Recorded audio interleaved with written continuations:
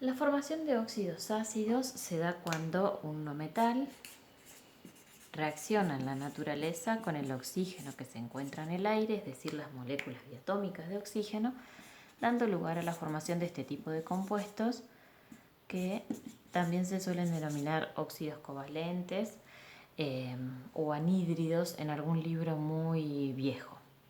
Bueno, algunas consideraciones que tenemos que hacer con respecto a la diferencia que hay con los óxidos básicos es que algunos no metales, al igual que el oxígeno en la tabla periódica, son biatómicos, es decir, llevan este 2 chiquitito.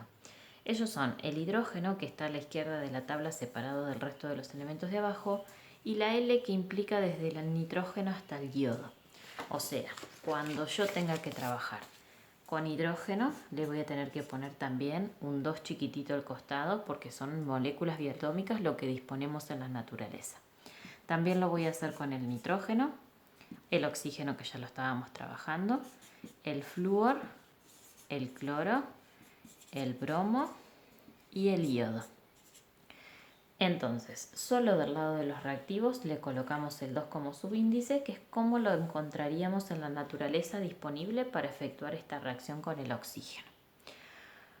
A su vez, otra consideración que tenemos que tener en cuenta es que los 3 últimos elementos, cloro, bromo y yodo, tienen 4 estados de oxidación posible a la hora de trabajar. En el caso de los 3 halógenos, que serían cloro, bromo y yodo, ellos tienen 4 estados de oxidación que pueden usar a la hora de formar óxidos ácidos. Esos estados de oxidación son para los 3 por igual, más 1, más 3, más 5 y más 7. Esa información conviene mirarla del lado de atrás de la tabla, en la anteúltima columna que aparece arriba como valencia o estado de oxidación sería lo mismo. Ahí es más fácil encontrar cuáles son los estados de oxidación posibles porque del lado de adelante suelen aparecer algunos extra no tan comunes y que por ahí nos pueden llegar a confundir. ¿Qué otra aclaración importante tenemos que tener en cuenta? Bueno, el nitrógeno en lo que es formación de compuestos que nosotros vamos a emplear va a usar más 3 o más 5. Algunas otras consideraciones o aclaraciones son con respecto a otros elementos que no están en el grupo de los diatómicos, como por ejemplo el azufre. Cuando uno va a la tabla y busca los estados de oxidación posibles del azufre, nos encontramos con que tiene menos 2, más 4 y más 6. Bueno, el estado de oxidación menos 2 nunca lo va a emplear en la formación de óxidos ácidos. Solo podrá trabajar en óxidos ácidos con más 4 o con más 6. Y bueno, en el caso del fósforo pasa algo similar al nitrógeno, ¿sí? Al igual que el nitrógeno, el fósforo usa como estados de oxidación posibles más 3 y más 5. En este caso se trata de un elemento que no es diatómico, pero usaría las mismas variantes de estados de oxidación. Bueno, con respecto a lo que sería un ejemplo de formación de un compuesto como óxido ácido, lo que nosotros vamos a hacer es algo similar a lo que empleamos para óxidos básicos. Entonces, por ejemplo, si yo tengo que plantear la formación de óxido donde el cloro reacciona con el oxígeno y donde me están aclarando que este cloro va a usar su estado de oxidación más 5, bueno, lo que yo voy a hacer es, podría trabajar con Lewis y hacer la unión covalente entre el cloro y el oxígeno, donde el cloro debe de compartir 5 electrones de los que tiene la última capa, o bien, como vimos el otro día, lo que hacemos es buscar al compuesto neutro, sabiendo que si el cloro está usando estado de oxidación más 5 y el oxígeno tiene estado de oxidación menos 2, para que esta cuenta dé 0, lo que tenemos que hacer es multiplicar por ciertos valores a cada uno de ellos.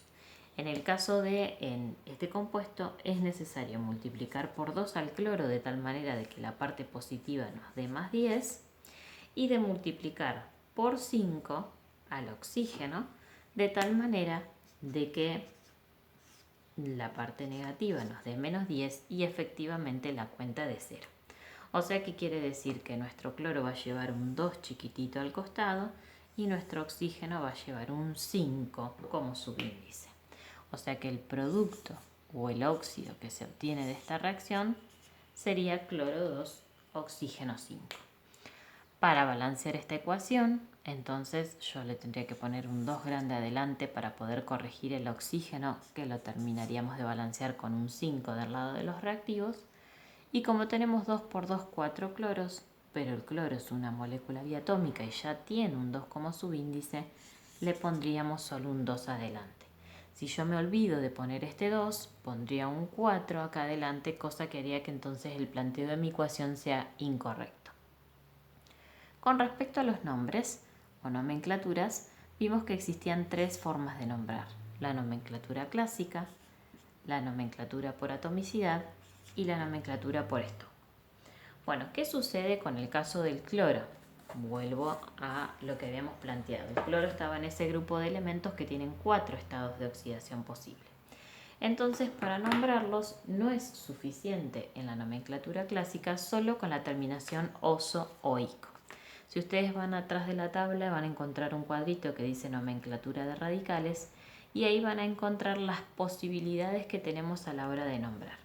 En el caso de estos elementos, entonces, que son cloro, bromo y yodo, al estado de oxidación más pequeño de todos lo vamos a empezar a nombrar el compuesto con el prefijo hipo y le vamos a dar la terminación oso: hipocloroso, hipobromoso o hipoyodoso. Para la más pequeña de las del medio, por decir así, en el estado de oxidación más 3, solo vamos a usar la terminación oso. Para el estado de oxidación más 5 vamos a usar solamente la terminación ico. Y para el estado de oxidación más grande, que es 7, vamos a empezar a nombrar el compuesto con el prefijo per y le vamos a dar la terminación ico. Perclórico, perbrómico o periódico serían las chances. Retomando lo que vimos de nitrógeno, fósforo y azufre, en ese caso para la más pequeña siempre la terminación oso y para la más grande la terminación ico. En el caso del azufre se le dice sulfuroso al compuesto con más 4 y sulfúrico al compuesto con más 6. ¿Sí? Se usa el símbolo también, como en algunos casos de metales, para empezar a nombrar. En el caso del nitrógeno sería nitroso y nítrico, fosforoso y fosfórico para el caso del fósforo.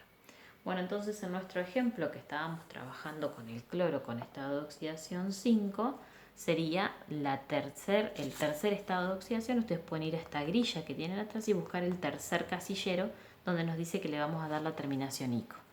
O sea, nuestro compuesto sería óxido clórico. Para atomicidad debíamos de contar la cantidad de átomos que estaban como subíndices en cada uno de nuestros elementos. Entonces sería pentóxido, el hecho de tener 5 oxígenos, de dicloro, porque son 2 cloros los que se encuentran unidos. Y para la nomenclatura de Stock sería óxido de cloro. Podemos poner el nombre o el símbolo y entre paréntesis entonces un 5 en número romano. ¿Qué pasa, por ejemplo, en los ejemplos del azufre? Bueno, si yo tengo que plantear, por ejemplo, a mí me piden realizar la ecuación de formación y me dan el nombre del compuesto. En este caso me dicen realizar la ecuación de formación del óxido sulfúrico. Bueno, yo lo que sé es que entonces voy a hacer la reacción entre el azufre y el oxígeno, esa es la manera de la cual se forma un óxido, y sé por la terminación ico que el azufre está usando su mayor estado de oxidación posible.